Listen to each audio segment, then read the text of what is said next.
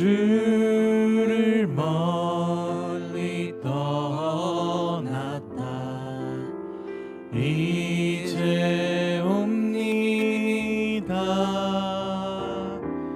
나 죄의 길에 시달려 주여 옵니. 그 귀한 세월 보내고 그 귀한 세월 보내고 이제 옵니다. 나 뉘우치는 눈물로 주여 옵니다. 나 이제 왔으니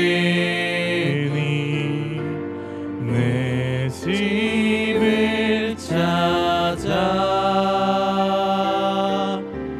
주여 나를 받으사 맞아 주소서. 나 죄에 매여 고달파 이제 옵니다. 주 크신 사랑 받고자 주여 옵니다. 이 병든 맘을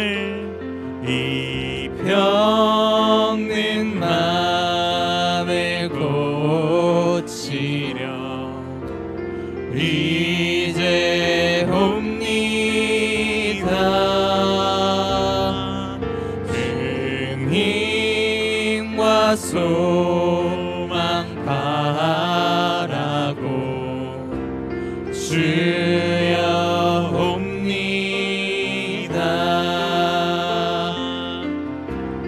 나 이제 왔으니 내 집을 찾아 주여 나를 받으사 맞아 주소서. 나 이제 왔으니 나 이제 왔으니 내 집을 찾아 주여 나를 받으사 맞아 주소서. 나 바랄 것이 무언가 나 바랄 것이 무언가 우리 주 예수 날 위해 죽임 당하시 믿고 옵니다. 나 바랄 것이 나 바랄 것이 무언가 우리 주 예수 날 위해 죽임 당하시 믿고 옵니다. 나 이제 왔으니 내 집을 찾아 주여 나를 받으사 맞아 주소서.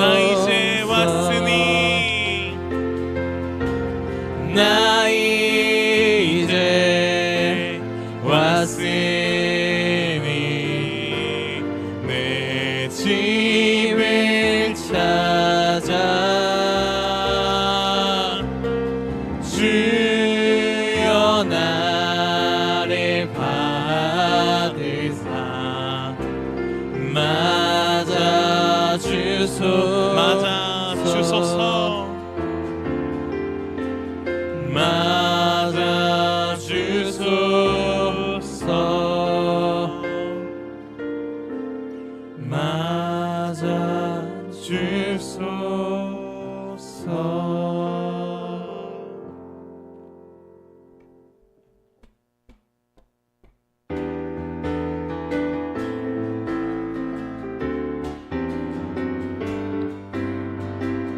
나를 사랑하는 주님, 나를 위해 죽으시고 부활 승천하시어서 나의 주가 되셨네. 한 번 더 나를 사랑하는 주님, 나를 위해 죽으시고 부활 승천하시어서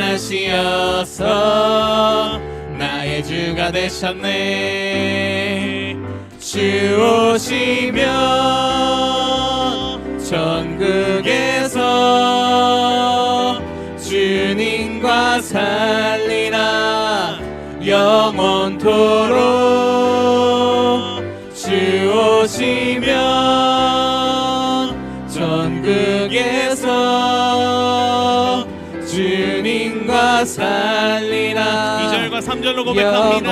나를 사랑하는 주님, 나를 사랑하는 주님, 나의 목자 되셔서 나의 목자 되시어서 나를 항상 인도하니 주만 따라가리라. 3절입니다. 고마우신 주의 사랑, 고마우신 주의 사랑 내 어이다 노래하리.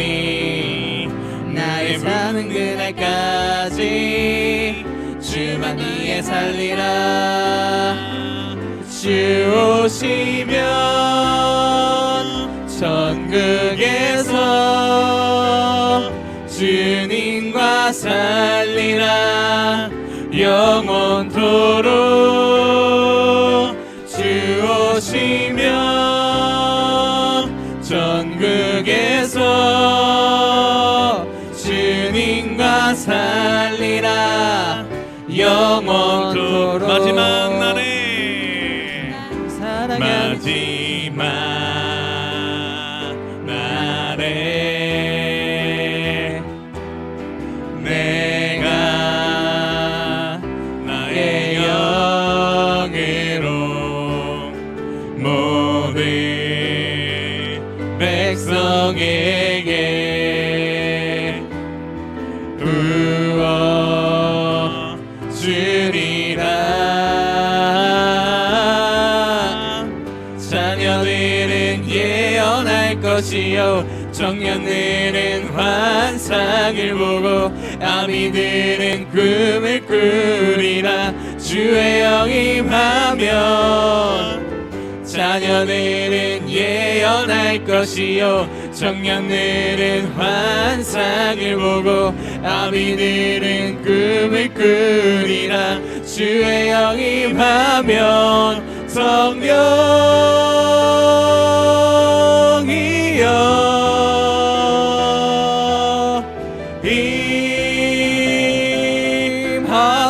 임하소서. 성령이여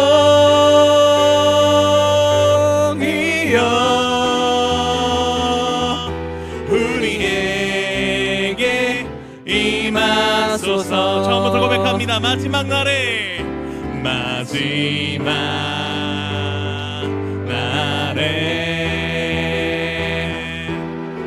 내가 나의 영으로 모든 백성에게 부어 주리라. 자녀들은 예언할 것이요 청년들은 환상을 보고 아비들은 꿈을 꾸리라. 주의 영임하면 자녀들은 예언할 것이요 청년들은 환상을 보고 아비들은 꿈을 꾸리라. 주의 영임하면 성령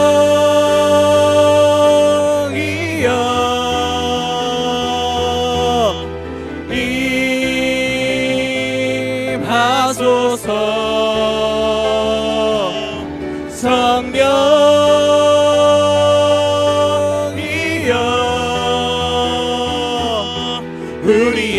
우리에게 임하소서. 한 번 더 고백합니다. 성령이여 임하소서. 성령이여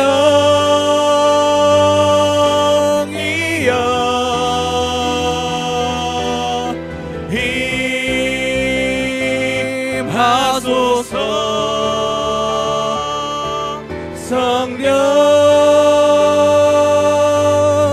성령이여 우리에게 임하소서. 우리 하나님께 영광의 박수 올려드리겠습니다.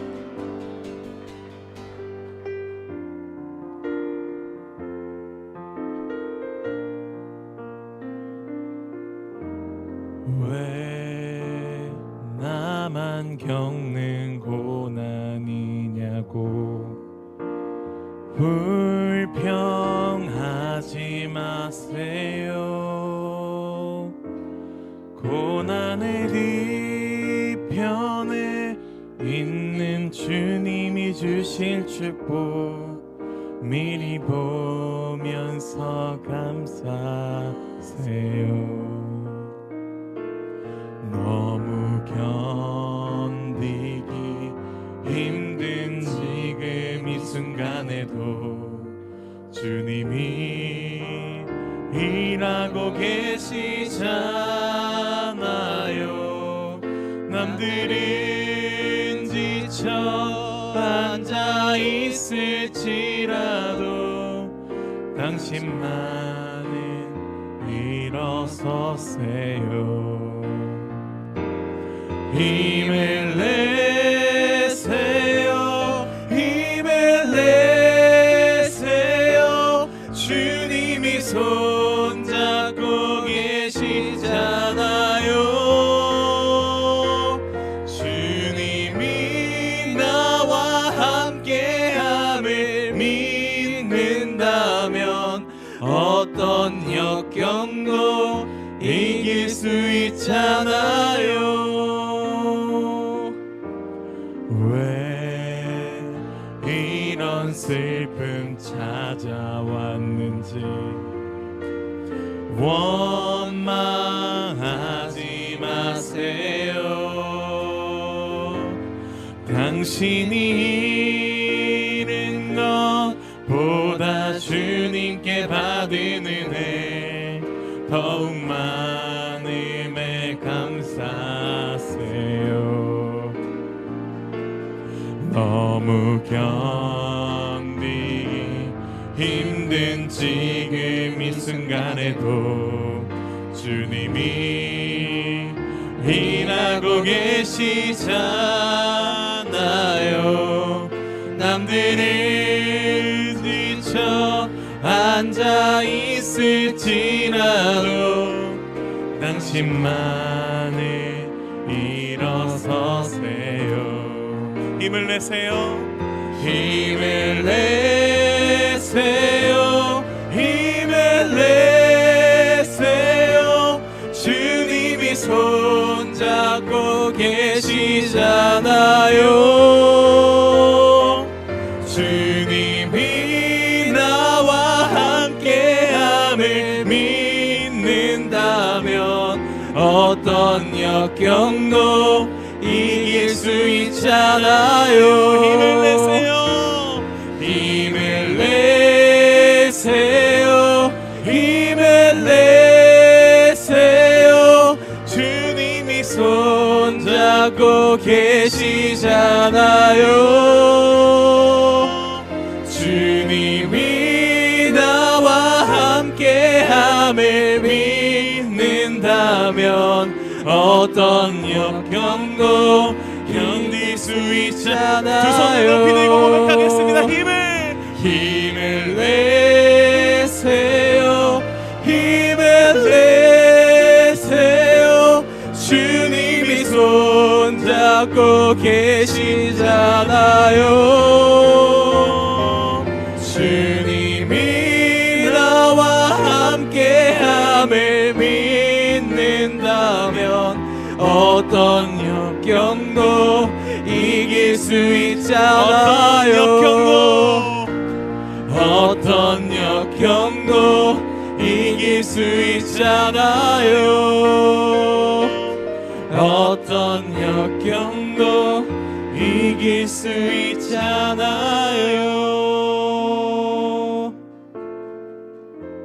이 시간 예배를 위해서, 또한 말씀 전하신 윤정구 목사님을 위해서, 이 예배를 위해서 주여 한번 치시고 기도하겠습니다. 주여,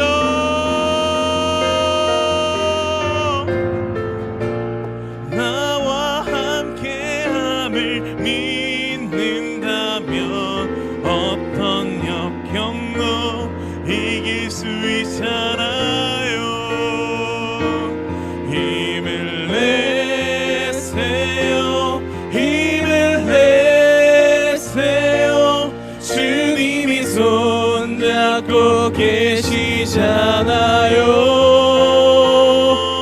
주님이 나와 함께함을 믿는다면 어떤 역경도 이길 수 있잖아요.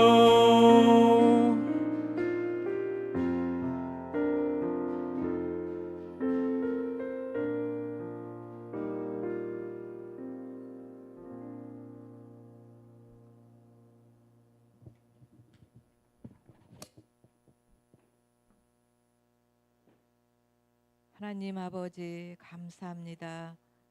교회의 머리가 되시며 성도의 지체로 교회를 이루어 가시는 하나님을 찬양하오며 피로 값주시고 사신 교회를 섬기며 주님 앞에 나와 예배하게 하심을 감사를 드립니다.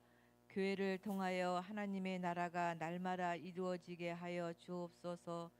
저희에게 성도의 본분을 잘 감당하게 하시고 한 주간도 세상을 이기게 하며 살게 하여 주시옵소서. 어두운 세상을 십자가로 밝히며 복음의 빛으로 살아갈 수 있는 저희들이 되게 하여 주시옵소서. 우리나라를 불쌍히 여기사 정치적으로나 경제적으로나 안정되게 하여 주시옵소서. 기도함으로 소명교회가 변화되게 하시고 좋은 일꾼들을 많이 보내주셔서 교회가 크게 부흥할 수 있도록 도와주시옵소서. 미래의 일꾼 청소년 양육과 교육에 힘쓰며 교회의 남녀세를 위해서 기도하게 하시고 셀장들을 위해서 기도하게 하심을 감사합니다. 필리핀 항선교사님 가정도 지켜주시옵시고 필리핀 바나의 소명교회도 부흥되게 하시고 안정되게 하옵소서. 이스라엘 선교지도 주님이 함께 하셔서 새로운 영혼들이 날마다 세워지는 역사가 있도록 하나님 도와주시옵소서. 선교사님 부부도 주님이 지켜주시옵소서. 몸된 교회를 섬기는 직분자들과 각 기관들을 성령으로 충만케 하여 주시옵시고 오늘 이 시간 말씀을 전하시는 우리 부부 목사님 위에 성령께서 함께 하여 주시옵시고 우리의 마음에 문이 열리는 귀한 시간이 되게 하여 주시옵소서. 예수님의 이름으로 기도드리옵나이다. 아멘.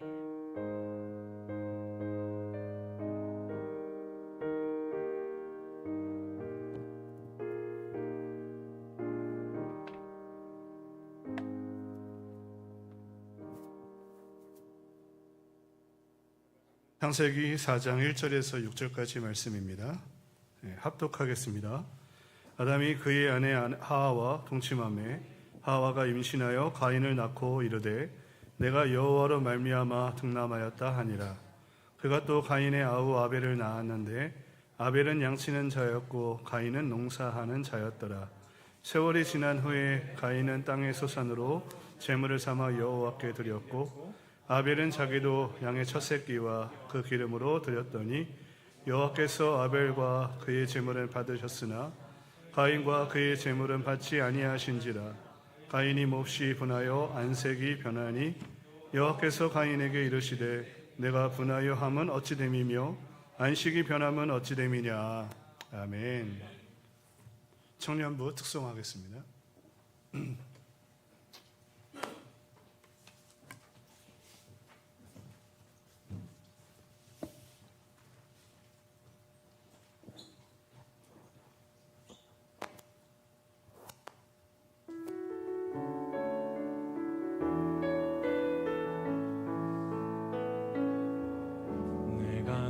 두려웠던 모든 것들이 내가 지나왔던 모든 시간이 내가 걸어왔던 모든 순간이 당연한 것 아니라 은혜였소. 아침 해가 뜨고 저녁에 노을 봄의 꽃향기와 가을의 열매 변하는 계절의 모든 순간이 당연한 것 아니라 은혜였소. 모든 것이 은혜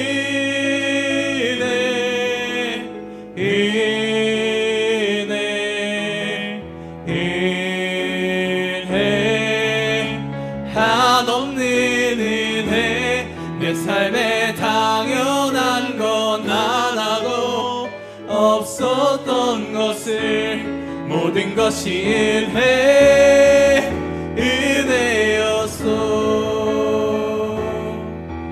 내가 이 땅에 태어나 사는 것 어린아이 시절과 지금까지 숨을 쉬며 살며 꿈을 꾸는 삶 당연한 것 아니라 은혜였소. 내가 하나님의 자녀로 살며 오늘 찬양하고 예배하는 삶 복음을 전할 수 있는 축복이 당연한 것 아니라 은혜였소. 모든 것이 은혜 한없는 은혜 내 삶에 당연한 건 하나도 없었던 것을 모든 것이 은혜였소. 모든 것이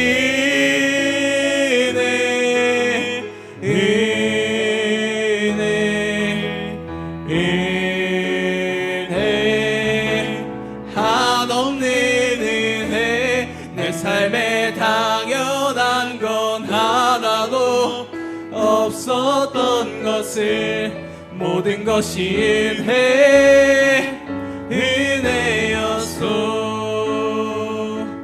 모든 것이 은혜였소. 모든 것이 은혜였소.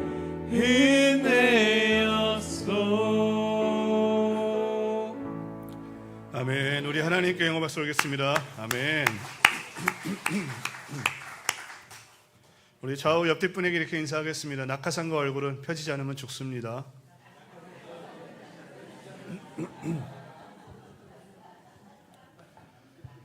우리 오늘 앞에서 찬양한 4명의 청년들은요, 정말 귀하고 소중한 지체들입니다. 아침부터 정말 이 시간에 여러분 끝나고 집에 가지만 또 청년부 모임이 있어요. 그리고 이들이 또 임원이기 때문에 모임 끝나고 나서도 청년부 회의도 하고 때론 하고요. 그래서 보통 5시, 6시까지 교회에서 하루 종일 헌신하는 그런 지체들입니다. 그러기에 여러분들의 관심과 사랑이 좀 더 필요하다고 느끼고요. 이들에게 아낌없는 기도 그리고 감사하고 소중하다고 하는 그런 인사, 칭찬 아끼지 않고 여러분들이 격려해 주셨으면 감사하겠습니다.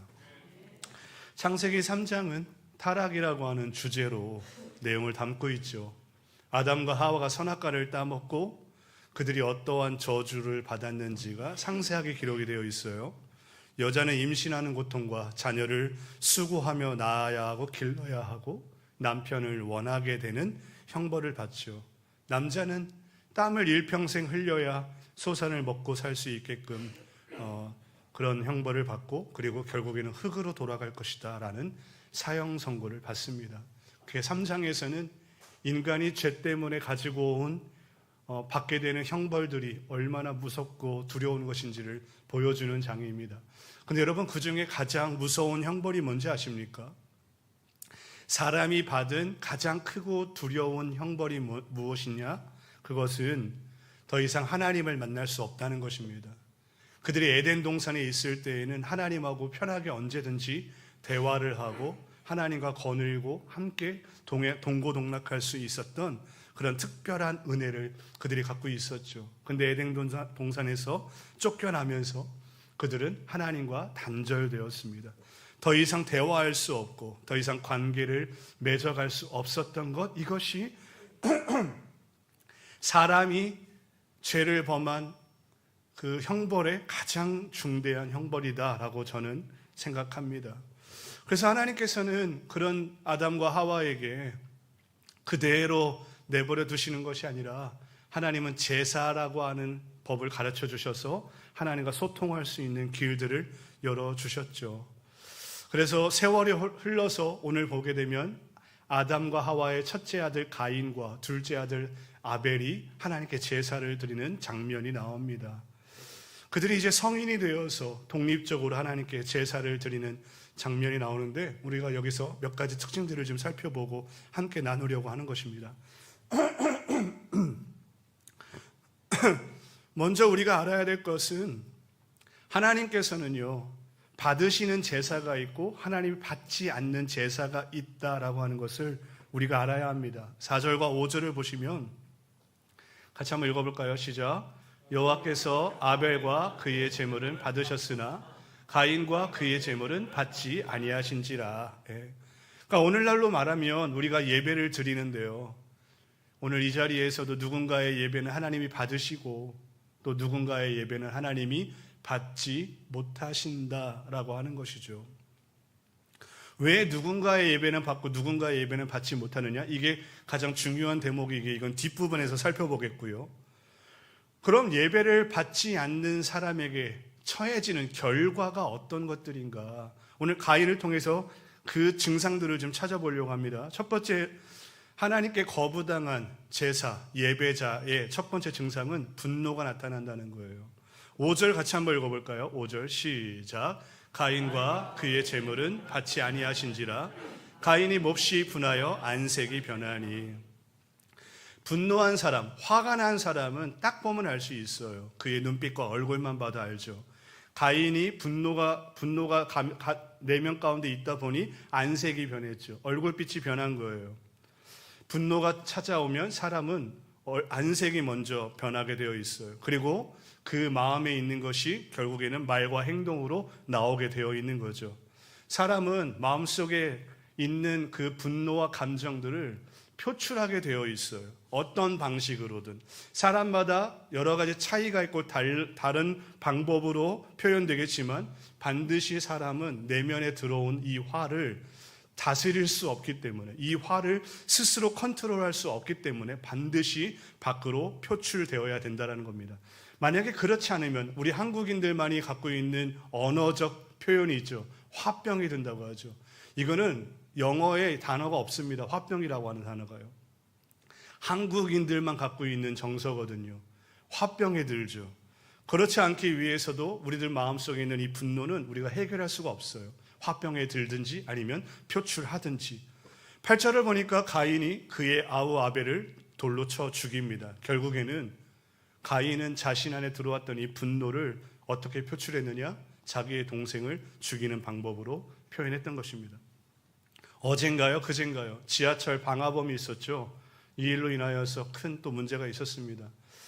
이유가 무엇이냐? 이혼에 불만이 있었다라고 하는 거예요. 그래서 그런 짓을 했대요.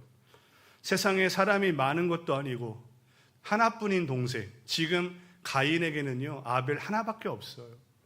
사람이 많은 게 아닙니다. 동생이 여러 명이 있던 것도 아니에요. 근데 얼마나 분노에 차면 동생을 죽일 수 있을까요? 어느 정도 분노하면 사람을 죽이고 자기 동생을 죽일 수 있을까? 여러분 생각해 본 적 있습니까? 이 부분에 대해서요. 저는 이 부분에 대해서 묵상하면 할수록 사람이 어느 정도 분노하면 사람을 죽일 수 있을까? 저는 지금까지 오랜 세월을 산 건 아니지만 그래도 나름대로 조금 살지 않았습니까? 반백년이니까요. 죄송합니다.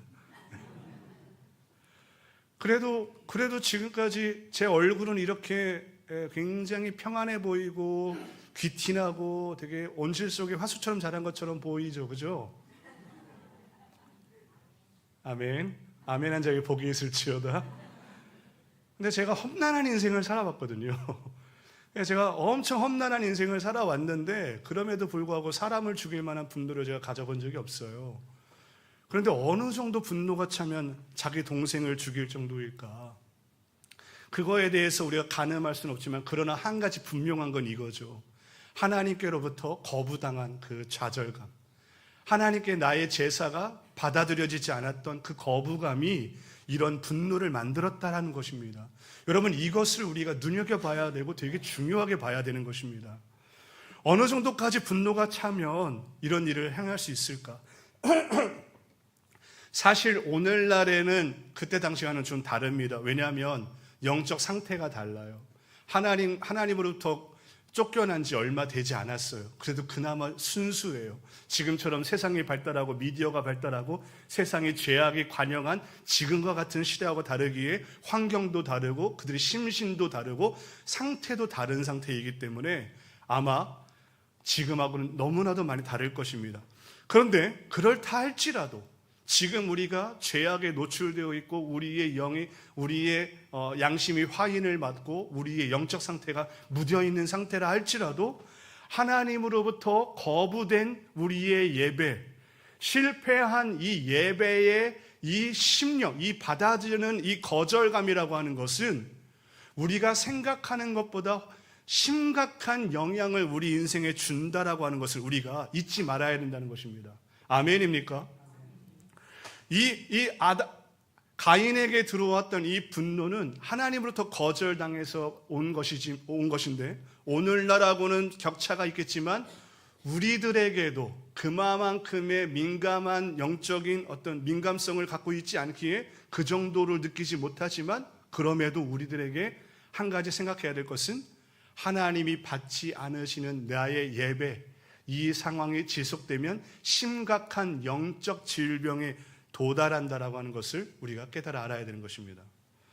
자, 두 번째 특징이 있는데요. 7절에 있어요. 하나님으로부터 거부당한 사람들의 심령, 그 마음에 작동하는 두 번째는 7절에 있는데 한번 같이 한번 읽어볼까요? 시작. 내가 선을 행하면 어찌 낯을 들지 못하겠느냐?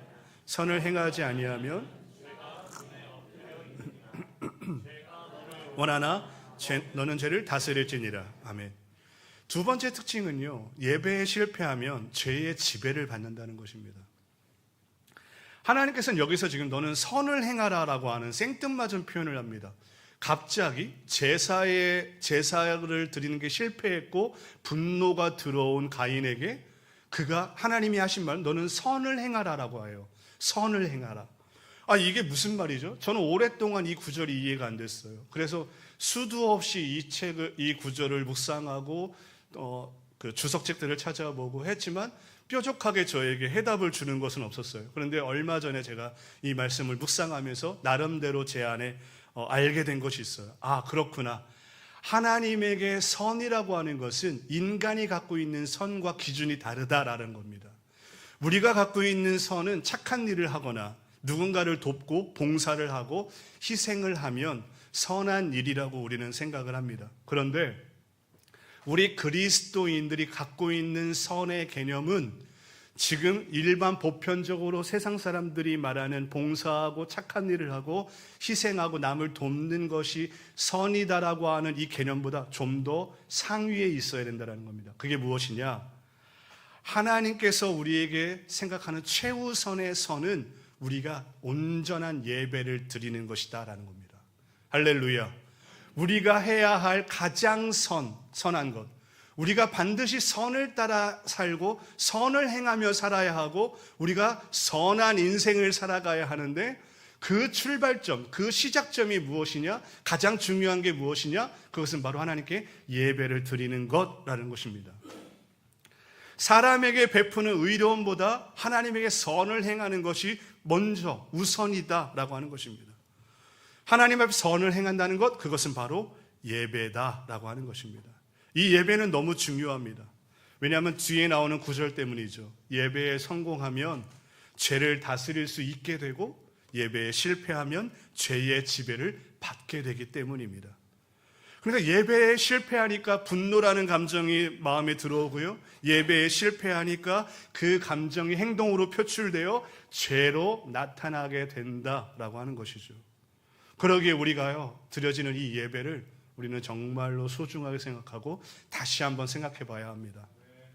세 번째 특징은요, 죄의 점진성입니다. 16절에 있어요. 16절 같이 한번 읽어볼까요? 가인이 여호와 앞을 떠나서 에덴 동쪽 놋 땅에 거주하더니, 여기 보면은 가인이 여호와 앞을 떠나갑니다. 여러분, 이 떠났다는 표현이 어떻게 들려지시나요? 이 표현은요, 더 이상 가인은 하나님을 믿지 않고 살겠다라고 하는 의미입니다. 더 이상 내가 제사를 드리지 않겠다라고 하는 의지이고, 이제는 내 인생을 내 마음대로 살겠다라고 하는 그의 표현인 것입니다. 여호와를 등지고 떠난 것이죠. 여러분, 그렇게 떠난 가인의 가문은 어떻게 되었습니까? 창세기 4장 19절, 오늘 우리가 읽지 않았지만 라멕이라고 하는 7대 손이 나오죠. 가인의 7번째 자손 라멕이 나오는데, 라멕은 두 아내를 맞이합니다. 하나는 아다고 하나는 실라죠. 무슨 말이에요? 최초의 일부 다처제가 시작이 된 것입니다. 죄의 점진성, 이 죄는요, 그냥 가만히 그대로 소극적이 되어지고 그대로 사라져버리지 않습니다. 이 죄는 계속해서 확장해 가고 점진적으로 범위와 영역을 넓혀갑니다. 본인에게도 이 죄의 영역을 확장시킬 뿐만 아니라 이 죄의 오염도는 나만 갖고 있는 것이 아니라 내 가족들에게 그리고 내 후손들에게도 죄의 영향을 끼친다라고 하는 것이죠. 그래서 23절을 보면 라멕이 이런 고백을 합니다. 나의 상처로 말미암아 내가 사람을 죽였고 나의 상함으로 말미암아 소년을 죽였도다. 가인은 남동생 한 명을 죽였는데 라멕은 일반 성인도 죽였고 무엇보다 소년, 미성년을 죽였다라고 하는 것이죠. 무슨 말입니까? 계속해서 이 죄가 점진적으로 확장되어져 가고 있다라고 하는 것이죠. 결국에는 창세기 10장을 하게 되면 바벨탑을 짓는 하나님을 반역하는 무리들이 발생하기 시작하고, 그리고 더 나아가서 창세기 19장을 보면 소돔과 고모라가 이 동성애로 인하여서 불과 유황으로 심판을 받게 되는 일이 발생하게 됩니다. 그렇죠. 소돔 안에 있던 롯을 한번 보십시오. 여러분, 롯은 어떤 사람입니까?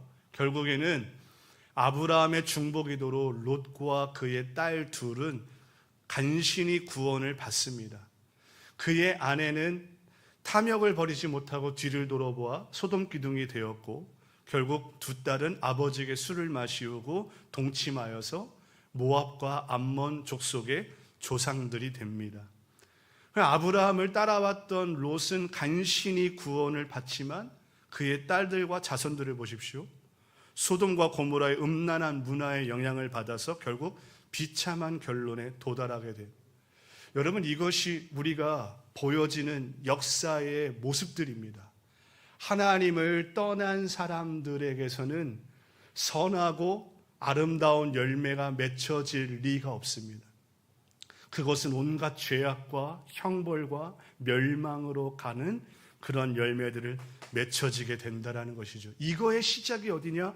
바로 예배의 실패에 있다는 것입니다. 그러기에 우리가 드리는 이 예배를요, 우리가 얼마나 소중하게 생각해야 되는지 모릅니다. 누군가는 이야기합니다. 우리가 매주 예배를 드리는데 매너리즘에 빠질 것 같아요. 왜 이렇게 매번 예배를 드려야 합니까? 어떤 사람은 주일 낮 예배뿐만 아니라 주일 오후 예배를 드립니다. 아니, 주일 낮 예배 드렸으면 됐지 오후 예배가 뭐가 필요합니까? 여러분, 그거 아십니까? 2000년도 초반까지만 해도요, 한국 교회 안에는 저녁 예배가 그래도 있었습니다. 저녁 예배가 그래도 드려지는 교회들이 많았어요. 근데 어느 순간부터 오후 예배로 앞당겨지기 시작했죠. 왜 앞당겨졌을까요? 사람들의 편리성 때문입니다. 사람들이 낮에 아침에도 왔으면 됐지 뭐 저녁까지 교회를 와야 돼. 그러니까 저녁 예배가 점점 줄어드는 거예요. 그래서 목사들도 답답하니까 어떻게 한 거예요? 오후 시간에 간 거예요. 점심 먹고 바로 예배를 드리면 성도들을 붙잡아 둘 수 있으니까요. 그래서 오후 예배에 끌어안친 겁니다. 그런데 여기서 생겨나는 문제들이 무엇인가요?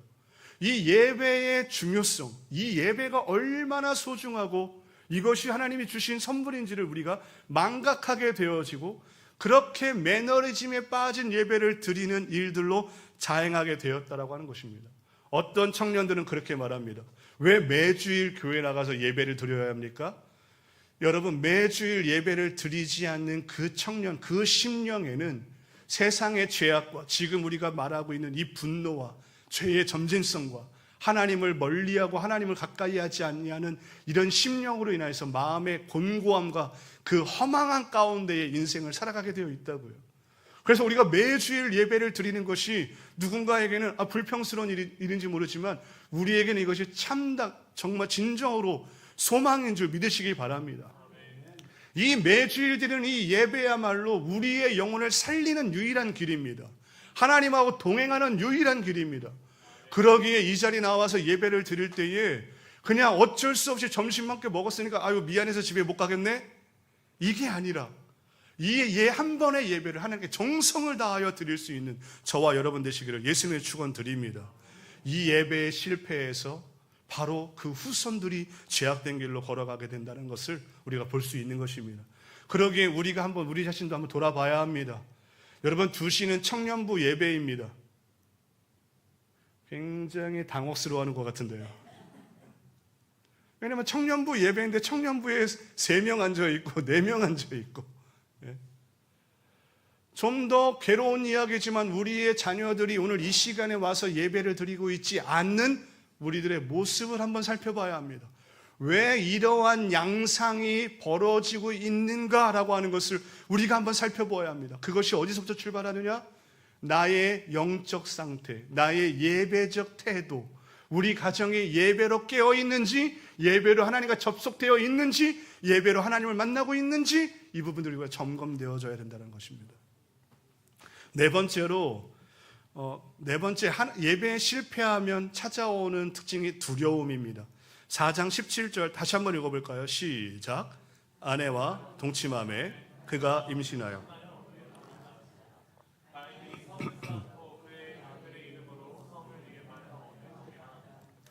가인이 성을 쌓고 그의 아들 이름으로 에녹성이라고 지었습니다. 여러분, 다시 한번 생각해 보세요. 가인이 살고 있던 시대에는 사람들이 거의 없습니다. 없다고 봐야 합니다. 자기 하나뿐인 동생을 죽이고 지금 여호와를 떠나서 에덴 동쪽으로 가서 성을 짓고 자기 아들 이름을 따라서 에녹성이라고 지었습니다. 성을 왜 쌓았을까요? 성을 쌓는 이유는 간단합니다. 외세의 침범을 막기 위해서. 누군가가 나를 죽일까 두려워 그 성을 쌓아서 자신을 보호하기 위해서 쌓는 것이죠. 그리고 내 소유를 뺏기고 싶지 않아서 두려운 마음에 성을 쌓는 것입니다. 사람이 없는데, 주변에 사람이 없는데 왜 성을 쌓고 앉아 있는 겁니까? 이게 이해가 되지 않는 부분이에요. 그런데요, 이게 바로 죄를 지은 인간의 내적 심리 상태를 고스란히 보여주는 대목입니다. 죄를 갖고 있는 사람의 마음에는 늘 작용하는 특성이 있어요. 그것이 무엇이냐? 수치감과 정죄감과 그리고 두려움이다라는 것입니다. 하나님을 떠나 있기에, 하나님이 우리 심령 가운데에서 떠나졌기에 그 안에는 공허함이 있습니다. 그리고 그 안에는 수치스러움이 있고 두려움이 있는 것입니다. 이 두려움에서 불안과 염려라고 하는 뿌리가 여기서 생겨나오는 것들입니다. 그러니까 이런 마음이 들어오는 결정적인 이유는 하나님이 없기 때문이에요. 물고기가 물을 떠나 살 수 없듯이 인간은요, 우리를 만드신 하나님을 떠나서는 살 수가 없습니다. 아무리 문명이 발달하고 의학이 발달하고 살기 편리한 좋은 세상이 되었다고 하는데 여러분, 주변을 보십시오. 우울증을 앓는 사람들이 얼마나 많습니까? 불면증에 시달리는 사람들이 얼마나 많은가요? 미국은요, 연간 600만 명의 사람들이 불면증에 시달린대요. 600만 명이에요. 어마어마한 인구 아닙니까? 세계에서 가장 잘 사는 나라인데 불면증에 시달리는 사람들이 그렇게 많습니다. 왜 잠을 못 이룰까요? 염려와 근심 때문입니다. 염려와 근심. 이 염려와 근심이 어디서 온다고요? 두려움 때문이에요. 이 두려움이 무엇 때문에 생겨났다고요? 하나님이 없는 그 심령의 죄로부터 나타난 특성이다라고 하는 것입니다. 예배에 성공하지 못하면 예수 믿는 우리라 할지라도 죄의 다스림을 받기 시작합니다. 죄의 영향력을 더 많이 받기 시작합니다. 그 죄의 영향력을 받으면 두려움이 커지고 염려와 근심이 많아지는 것입니다. 혹시 여러분의 마음 가운데 염려와 근심이 많습니까? 그렇다면 여러분들은 지금 뭔가 잘못되어 있는데 그게 무엇이냐? 예배를 온전하게 드리지 못하고 있다는 것입니다. 하나님하고 온전한 예배로 이 시간 나아가는 사람이라고 한다면 그 마음 가운데 두려움은 사라지게 되어 있어요. 왜냐하면 하나님이 주시는 마음은 두려워하는 마음이 아니요 사랑과 근신이라고 했습니다. 하나님은 우리에게 사랑하는 마음, 하나님은 우리에게 빛으로 다가오시는 분이기에 우리 안에는 어둠이 떠나가게 되어 있는 것이죠. 그러기에 하나님을 만나면 문제가 해결되는 것입니다. 하나님을 만나면 마음의 고통과 상처가 치유가 되는 거예요. 하나님을 만나면 죄 용서함을 받고 힘있게 살아갈 수 있는 인생의 용기와 담대함이 생겨나는 것이죠. 이 모든 것들이 바로 예배를 통해서 주어진다라고 하는 것입니다. 그러니까 구약에서 말하면 제사인데 오늘날엔 예배죠. 이 죄를 범한 아담과 하와, 하나님을 더 이상 볼 수 없고 음성을 들을 수 없기에 하나님이 이 제사를 선물로 주셨던 것입니다. 오늘 우리가 보게 되면 가인과 아벨이 세월이 흐른 후에 그들이 제사를 드렸다라고 하는 뜬금없는 말로 시작합니다. 여러분, 이 부분도 한번 생각해 보셨습니까? 아니, 그들이 도대체 어느 정도 성장했기에 제사를 독립적으로 드렸을 것인가? 그죠? 그리고 그들이 제사를 드렸다? 그럼 누구에게 배웠다라고 하는 것인데 어떻게 제사를 배웠지?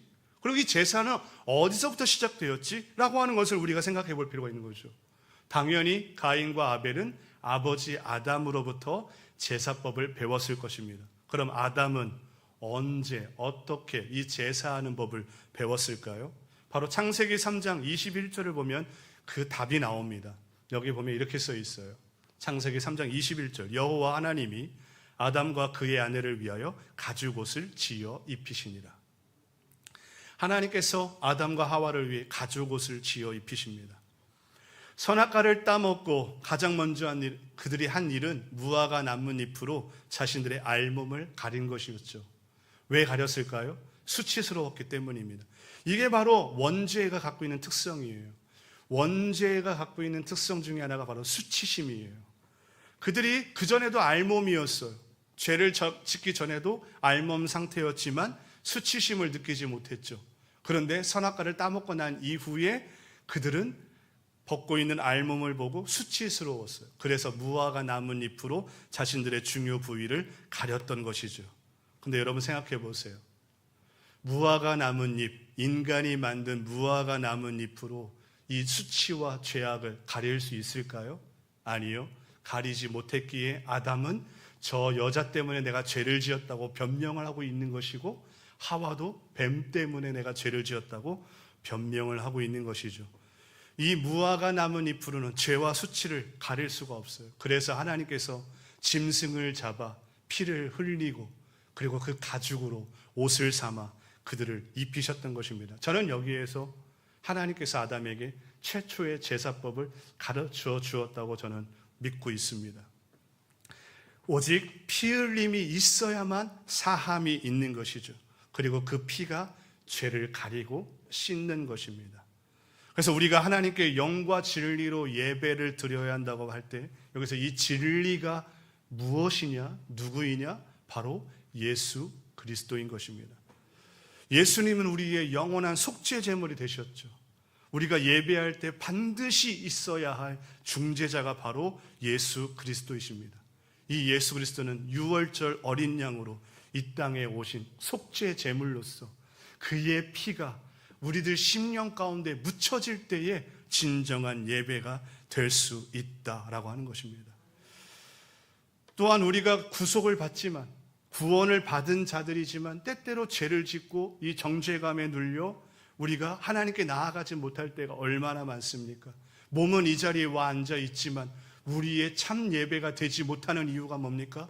죄가 하나님과 우리의 사이를 가리고 막아 놓았기 때문에 하나님께 나아가 하나님을 만날 수 없는 것이죠. 그러기에 진리이신 예수 그리스도가 우리에게 필요한 것입니다. 예수의 피만이 우리의 죄를 사하고 우리의 죄를 씻고 하나님과 다시 화목하게 할 수 있는 중재자이시기 때문입니다. 어떤 분들은 가인의 제사와 제물을 받지 않은 이유를 피가 흘리지 않은, 피의 희생이 없었기 때문이다라고 말하는 분들이 계세요. 이건 잘못된 의견입니다. 그렇지 않아요. 레위기를 보면 가난한 사람들은 양이나 염소를 갖고 있지 못했을 때 그들이 갖고 있는 곡식으로도 제사를 드릴 수 있도록 하나님께서는 길을 열어 놓으셨어요. 그러기에 꼭 양과 염소의 희생제물만이 그런 제물로 드려진다라고 하는 고정관념은 잘못된 거예요. 그러면 무엇이 문제일까요? 왜 아벨의 제사는 하나님 받으시고 가인의 제사는 하나님이 받지 않으셨을까요? 히브리서 11장 4절은 이렇게 말합니다. 우리 같이 한번 읽어볼까요? 시작. 믿음으로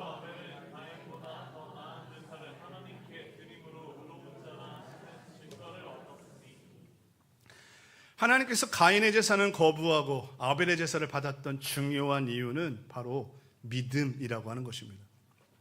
아벨은 믿음으로 하나님께 제사를 드렸던 거예요. 그래서 하나님께서 그 제사를 받으셨던 것입니다. 그럼 믿음으로 드린다고 하는 것은 무엇을 의미할까요? 그 밑에 11장 6절을 보게 되면 이렇게 표현하죠. 믿음이 없이는 하나님을 기쁘시게 하지 못하나니 하나님께 나아가는 자는 반드시 그가 계신 것과 또한 자기를 찾는 자들에게 상 주시는 이심을 믿어야 할지니라. 이 예배는요, 하나님께 나아가는 시간이에요. 아멘입니까? 이 예배는 하나님께 나를 드리는 시간이에요. 하나님이 이 시간에 우리에게 봉사하는 시간이 아니라 우리가 하나님께 나를 드려서 하나님께 나아가는 시간이에요. 그러기에 제일 중요한 건 뭐냐면 이 자리에, 이 예배의 현장에 하나님이 계시다라고 하는 것을 믿는 것이 중요한 것입니다.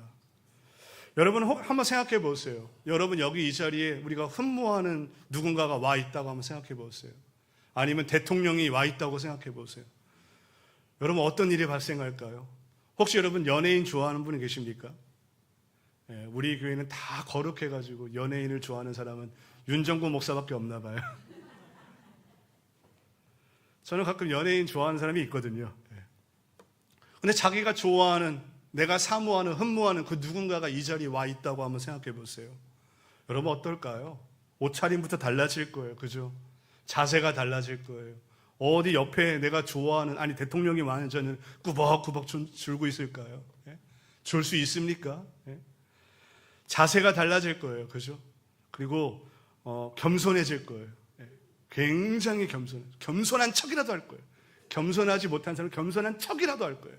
그죠? 아멘. 사모하는 눈빛이, 그죠? 갈망하는 마음의 자세, 이런 것들이 다 달라지고 옆에서 막 두근두근 할 거예요. 그렇죠. 그런데 만왕의 왕이시고 천지의 주제이신, 천지 만물을 창조하신 하나님께, 우리가 여기 계신 하나님께 우리가 나아가는데 우리의 예배 태도와 예배 자세를 한번 보자고요. 어떻습니까? 화장실에 갈 수 있을까요? 아무리 급하다고 화장실에 갈 수 있나요? 핸드폰을 보고 있을 수 있을까요? 어떤 분들은 핸드폰을 좀 알림으로 하면 좋겠는데, 아니야. 무음이든지 좀 진동으로 하면 좋겠는데, 핸드폰 소리가 또 그냥 띠리리리리리리 막 이렇게 너무 커가지고 예배에 방해가 돼요. 대통령이 앉아 있으면 무음으로 하지 않을까요? 막 몸을 비비 꼬고, 눈은 강단을 향하고 있지만 생각은 딴 데 가 있고, 그렇죠.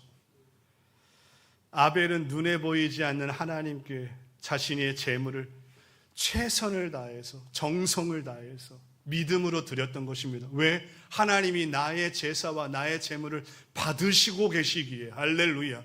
오늘 이 시간 하나님이 이곳에 계시고 하나님이 나의 몸을 받으시고 나의 예물을 받으시고 나의 마음과 정성을 하나님이 받기 위해 이 자리에 와 계시다라고 하는 믿음으로 우리가 이 자리에서 예배를 드리고 있다면 우리가 지금처럼 예배를 드리는 모습으로 나아가지 않을 것입니다. 하나님이 이곳에 계시니 우리의 마음과 뜻과 정성을 다하여 예배를 드리는 게, 이것이 바로 믿음으로 예배를 드리는 자의 모습이죠. 하나님이 이곳에 계시니까요. 하나님을 찾는 자들에게 하나님은 상 주시는 분임을 믿으니까요. 우리가 기도회에 나오고 예배 시간 나와서 하나님께 기도할 때에 하나님은 나에게 기필코 상을 주실 거야 라고 하는 믿음을 갖고 있다면 온 마음과 뜻을 다해 정성을 다하여 우리는 기도하고 예배할 것입니다. 하나님이 듣는 등 마는 등 하나님이 뭐 들으실 수도 있고 안 들으실 수도 있고 하나님이 정말로 상 주실까라고 하는 의심을 갖고 있는다면 이 자리에 나와서 예배를 허투루 드릴 수 있겠죠. 그러나 하나님이 이곳에 계시고 하나님을 찾는 자들에게 상 주심을 믿는 자들의 이 예배는 어딘가 달라도 달라질 줄 믿습니다. 하나님은 영이시죠. 그래서 우리는 영과 진리로 예배하라고 합니다. 무슨 말입니까? 육체만, 몸만 이곳에 와 있는 것으로는 예배가 안 된다라고 하는 것입니다. 하나님은 영이시기에 그 영이신 하나님을 만나려면 영으로 우리가 나아가야 되는 것입니다. 영으로만 하나님을 만날 수 있고 하나님을 영접할 수 있는 거예요. 여러분, 여기에는 여러 가지 의미가 있어요. 간단하게 말씀드릴게요. 첫 번째는요, 물과 성령으로 거듭난 사람이어야 된다라는 거예요. 거듭나지 않은 사람은 영이 죽어 있기에 하나님을 결단코 만날 수가 없어요. 그러기에 영이 살아있는 자만이 참다운 예배자로서의 자격이 주어지는 겁니다. 이게 첫 번째예요. 그래서 우리의 예배에 진리이신 예수 그리스도가 늘 이곳에 피를 철철철 흘리는 그 강물이 이 예배를 통해서 흘러가야 합니다.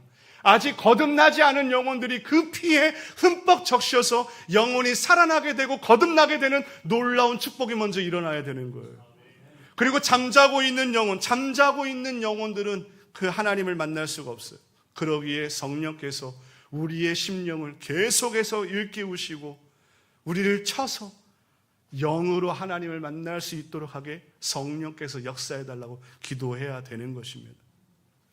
영이신 하나님을 만나기 위해서는요, 우리가 영으로 깨어있을 때만 가능합니다. 아멘입니까? 마지막으로 우리가 믿음으로 나아가야 된다고 했어요. 이 예배는요, 믿음으로 나아가야 돼요. 여러분, 믿음을 누가 주시나요? 성령님이 주십니다. 그래서 성령의 은사 안에는 믿음의 은사가 있는 거예요. 믿음이라고 하는 은사. 그리고 이것은 성령께서 주시는 거예요. 우리가 믿어야지라고 해서 믿어지는 게 아니에요. 성령께서 우리 심령 가운데에 정말 마음을 열고 영을 열어서 믿음을 갖게 하시고 그 믿음으로 영적인 세계를 보게 하시고 영이신 하나님은 보좌 앞에 나아가 그분을 담대히 만날 수 있도록 인도함을 받아야 되는 것입니다. 할렐루야. 그러기에 오늘 우리가 이 가인의 제사를 통해서 우리가 한번 우리 자신을 돌아보고 우리 자녀들의 삶을 한번 돌아보는 시간들이 되었으면 좋겠어요. 말씀의 결론을 맺겠습니다. 예배에 실패하면요, 가인처럼 분노가 싹트기 시작하고 분노가 쌓이게 되어 있습니다. 예배에 실패하면요, 하나님을 등지고 떠나가게 되어 있어요. 하나님하고 상관없이 내 인생은 나의 것이다라고 생각하고 착각하고 자기 스스로 탕자처럼 갈 길을 가게 되는 거예요. 세 번째, 예배에 실패하면 죄의 지배를 받게 되어 있어요. 이 세상 가운데에 우리가 승리할 수 있는 유일한 길은요, 예배를 통해서 늘 하나님을 가까이 하고 만나는 것 방법 외에는 없다라고 하는 것이죠. 그리고 마지막으로 이 예배에 실패하면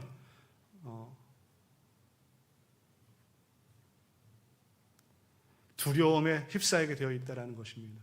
두려운 마음에 사로잡히게 돼요. 그러기에 우리가 이 예배에 이게 얼마나 중요한지를 알고 예배를 성공하고 승리하는 인생 되기를 원합니다. 그러기 위해서는 이 예배는 믿음으로 하나님께 나아가야 합니다. 진리이신 예수 그리스도의 피가 묻혀져야 합니다. 성령께서 우리를 거듭나게 하시고 성령께서 우리들 심령 가운데에 예배의 믿음으로 하나님을 더 풍성하게 만나게 하도록 성령의 역사가 있어야 될 줄 믿습니다. 우리 같이 이 시간에 이 찬양 같이 고백하고 기도하도록 하겠습니다. 말씀 앞에서 오늘 이 찬양 고백할 때도 그렇고요, 기도할 때도 우리 다음 세대, 우리 자녀들이 정말 예배가 살아나게 해달라고, 우리 교회 예배 안에 풍성한 역사가 있게 해달라고 기도하는 마음으로 찬양하고 기도하겠습니다. 말씀 앞에서 경외함으로 주께 홀로 섭니다. 생명의 말씀 읽고 순종해 주를 예배합니다. 기록된 말씀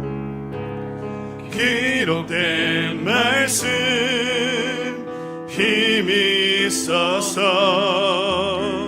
진리로 우리 거룩해 하며, 거룩한 말씀 세세 영원히 복음이 되어 말씀하시네.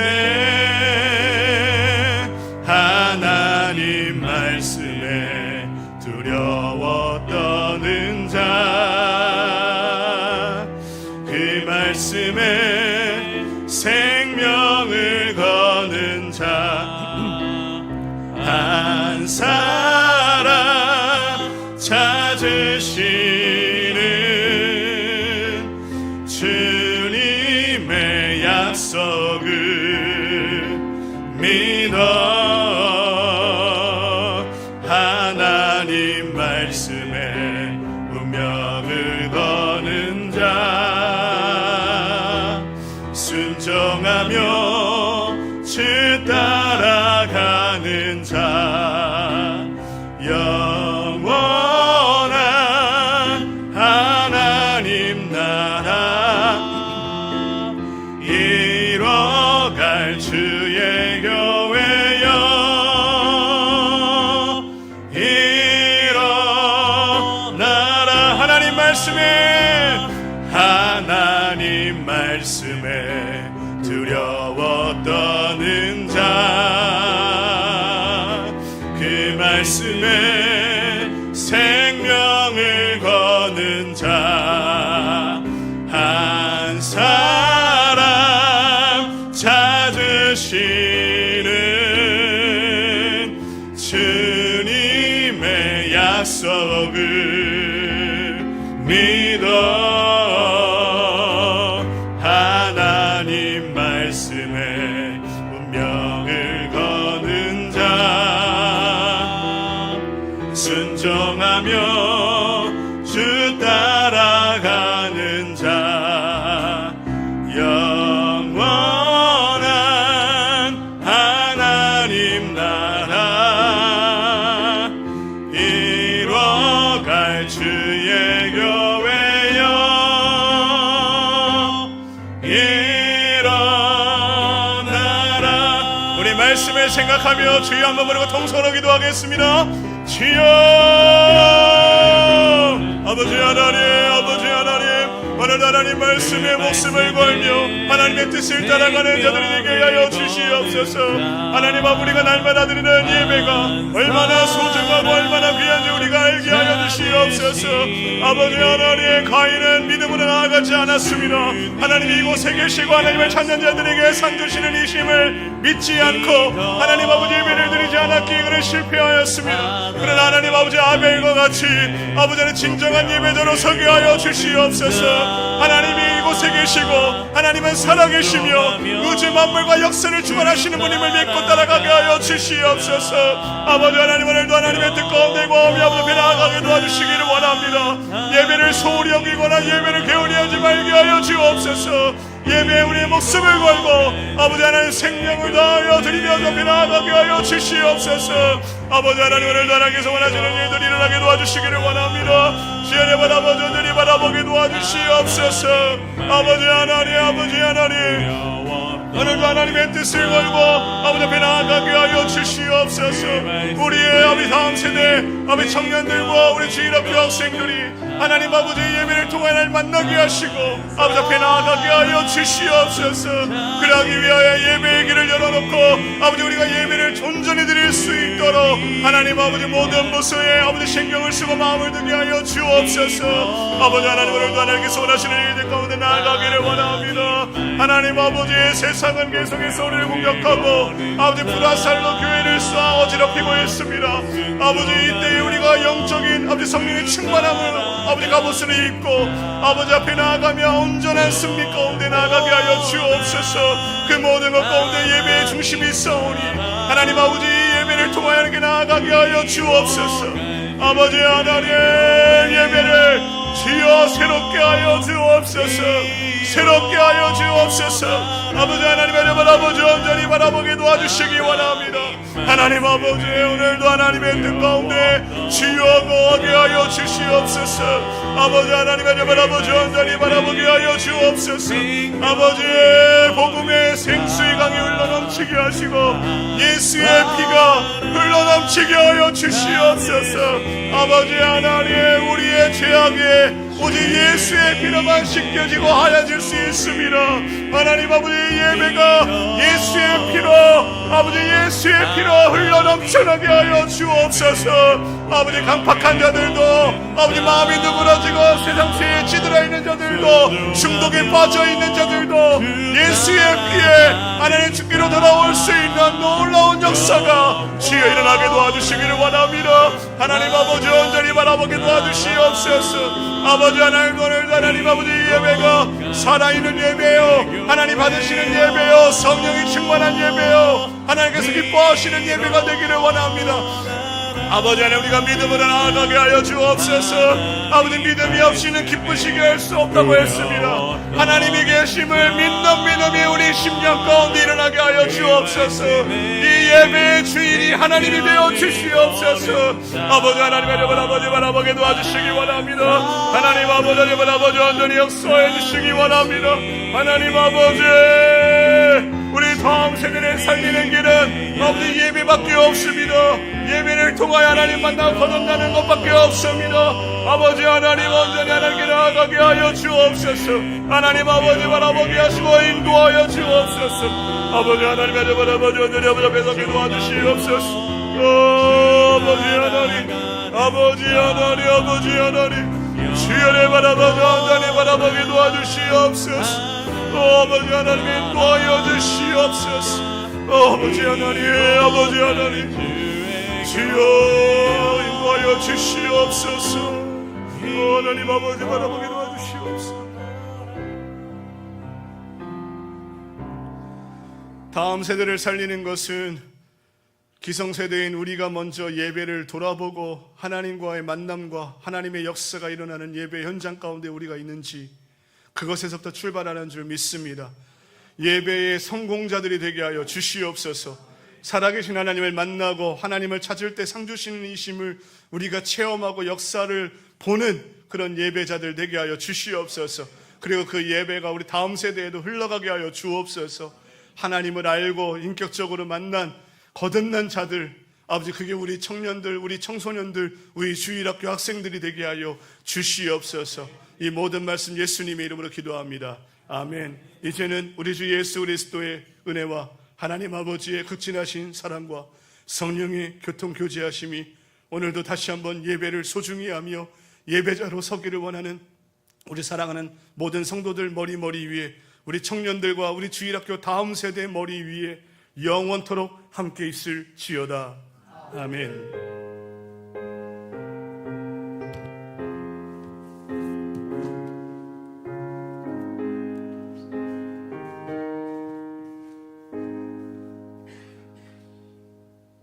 오늘 아침부터 예배 집중하셔서 감사하고 또 우리가 주님 앞에 기도하면서 집중해 나갈 수 있도록 기도하시고 오늘 예배에 대해서 우리 목사님 말씀 전해 주셨는데 제가 가장 후회하는 것 중에 하나가 무엇이냐면 저녁 예배를 오후 예배로 바꾸었다는 거. 이게 힘을 좀 얻어가면 우리 7시 반 예배로 다시 복원을 시키려고 기도하고 있어요. 기도는 우리 편한 대로, 예배는 우리 편한 대로 하는 것이 아니고 하나님이 기쁘신 대로 여러분 같이 기도하셔야 돼요. 가장 무서운 게 누구라고요? 내 자식이 무서운 거예요. 부모가 기도를 안 하고 대강할 때 내 자식이 똑같은 거예요. 이거 엄청 무서운 거예요. 그래서 우리 늘 생각하셔야 돼요. 내 뒤에는 누가 있다? 자식이 있다. 이거예요. 그냥 우리가 그냥 허황되게 신앙생활하면서 좋은 대로 아멘 하는 게 아니고 결단을 하면서 가야 되는 거. 이거 우리가 말씀을 들으면 되새김이 반드시 있어야 돼요. 그거 여러분 해 나가시고 이제 계속 이어서 우리의 전도가 계속 되어 나가야 되고요. 그래서 우리 작정하고 기도하는 거 하세요. 그래서 우리가 전도를 하니까 그거서부터 시작을 해서 가시기 바라고요. 나는 이제 여러 매 행사 있죠. 교육부서 우리 교사들 강습회 시작하잖아요. 14일 날 교사들 정말로 기도하고 저들이 힘 얻어서 세워지도록 기도하시고 또 우리 교회도 교사 훈련이 되도록 전에는 교사 훈련 참 열심히 했죠. 그런데 언제서부터인가 교사 훈련이 안 되니까 추스려 나가기가 힘들어. 다시 이것이 복원이 되도록 기도하시고요. 또 기도하실 때 우리 선교하고 전도 사역팀이 연합으로 선교 훈련, 전도 훈련 이거 진행을 하는데 필리핀 현지에 가서 전도 훈련, 선교 훈련을 합니다. 세일장 또 우리 각 부서장들 여기는 당연하게 간사들하고 이제 다음 주에서부터 이제 명단 기록하는 것이 붙고 기도하면서 진행을 합니다. 여러분들이 여기 관심 갖고 기도해 주시기를 바라겠습니다. 이상이고